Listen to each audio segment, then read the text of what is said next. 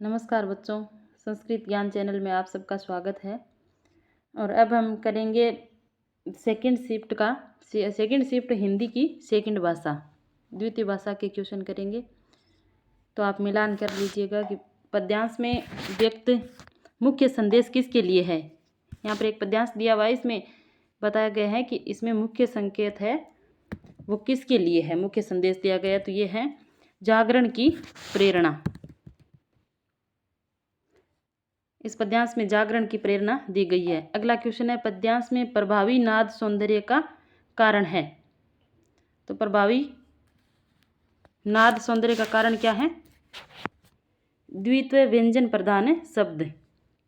अगला क्वेश्चन है, भाव सौंदर्य की दृष्टि से अनुपयुक्त विकल्प है। तो अनुपयुक्त विकल्प कौन सा है? तो यह है मध्य रात्रि में गाए जाने वाले गीत का चित्रण।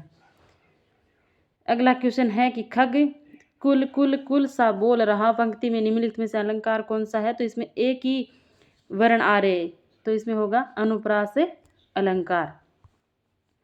अगला क्वेश्चन है, पद्यांश में प्रयुक्त भाषा के संदर्भ में उपयुक्त कथन है।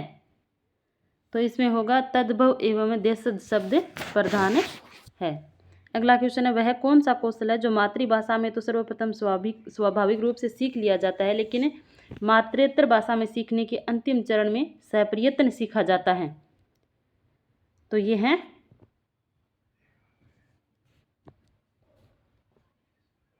मातृभाषा में स्वाभाविक रूप से सीख लिया जाता है, यानी पढ़ना।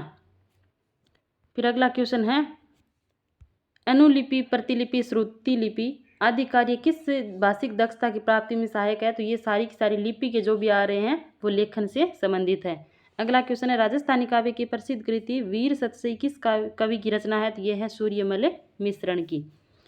अगला क्वेश्चन है, प्रतिपुष्टि, पुनः नियोजन, पुनः शिक्षण एवं पुनः प्रतिपुष्टि यह शिक्षण के किस उपागम के चरण है? तो यह है शिक्षण के सूक्ष्म शिक्षण के। फिर अगला क्वेश्चन है, वाक्य में पद क्रम से संबंधित असंगत कथन है।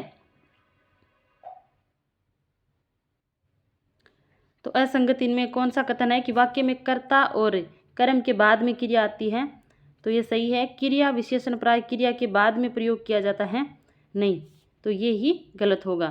फिर अगला क्वेश्चन है, किस शिक्षा शास्त्री ने लिखने की शिक्षा को पढ़ने से पूर्व सही माना? तो ये माना था मोंटेसरी ने।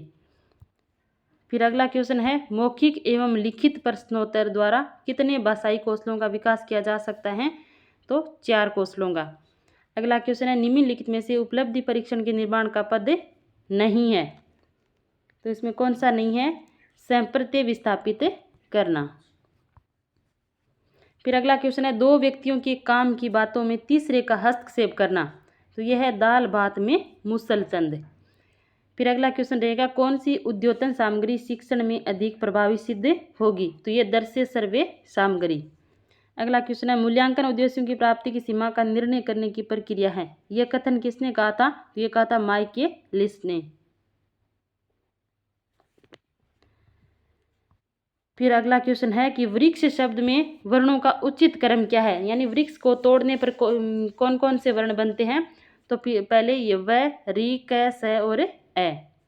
फिर अगला क्वेश्चन है, प्रकृति के साथ शायद हमारा सुसंगत विकास हो सकेगा।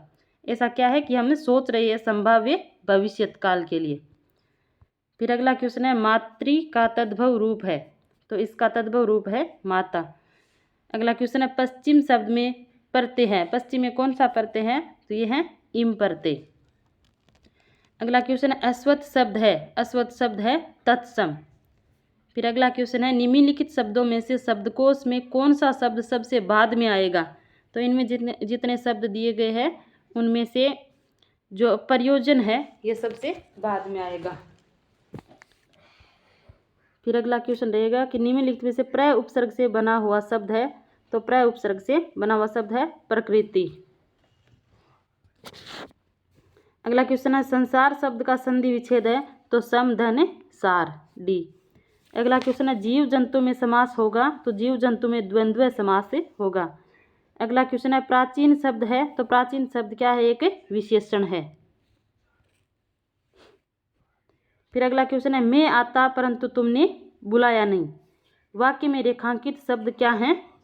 तो तो वाक्य में रेखांकित शब्द है समानाधिकरण समुच्चय बोधक अव्यय। फिर अगला क्वेश्चन है विद्यार्थियों के चिंतन एवं अभिव्यक्ति के प्रभावी मूल्यांकन हेतु उपयुक्त लिखित परीक्षा कौन सी है? तो यह है निबंधात्मक परीक्षा।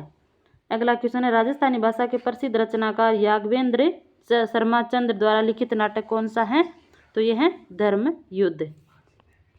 फिर अगला क्वेश्चन है प्रतियोगिता ठीक 3 बजने पर शुरू होगी, वाक्य में निम्नलिखित में से कौन सा कारक है? तो यह है अधिकरण कारक। अब हमारे सेकंड शिफ्ट के जो सेकंड भाषा के 30 क्वेश्चन थे वो समाप्त होते हैं। आप मिलान करके कमेंट में बताना कि आपके कितने सही